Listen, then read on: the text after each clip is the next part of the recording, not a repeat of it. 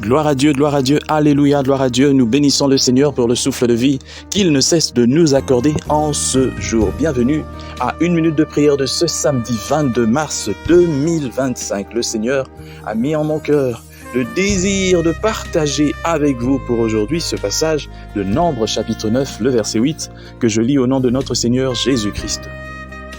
Attendez que je sache ce que l'Éternel vous ordonne.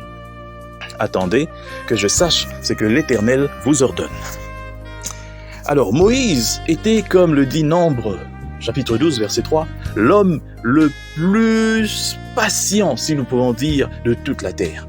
Moïse était tellement patient, quand vous lisez l'histoire de la Bible, vous remarquez qu'il démontrait une telle patience que beaucoup ne pourront pas. Alors, nous chrétiens, nous devrions avoir la même attitude pour éviter toute décision précipitée. Combien de fois nous avons vu des chrétiens, des serviteurs de Dieu, décider de poser des actes comme des païens, même jusqu'à aller dire « En tout cas, avec ce qu'il a fait, il verra ce que je vais faire. » Récemment, j'ai vu des entre guillemets serviteurs de Dieu maudire tout un pays. Oh, quelle erreur! Quelle erreur! Qui es-tu toi pour maudire un pays où il y a des gens qui adorent Dieu?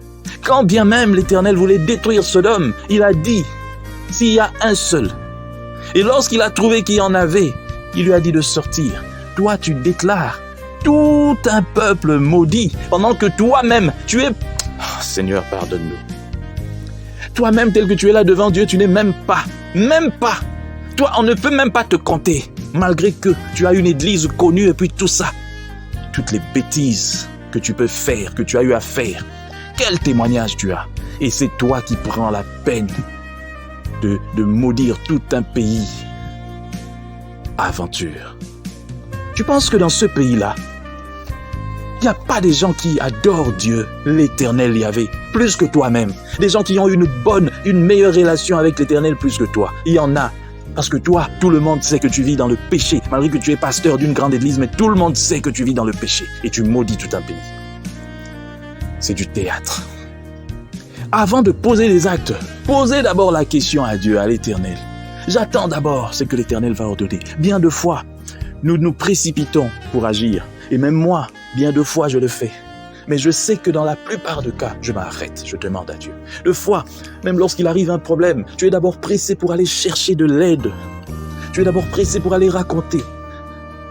Mais à Dieu, tu n'as même pas raconté. Tu n'as même pas pris la peine de t'agenouiller 2 minutes pour raconter. Ah, gloire à Dieu, parce que l'Éternel m'a appris beaucoup de choses. Et désormais, c'est ce que je fais.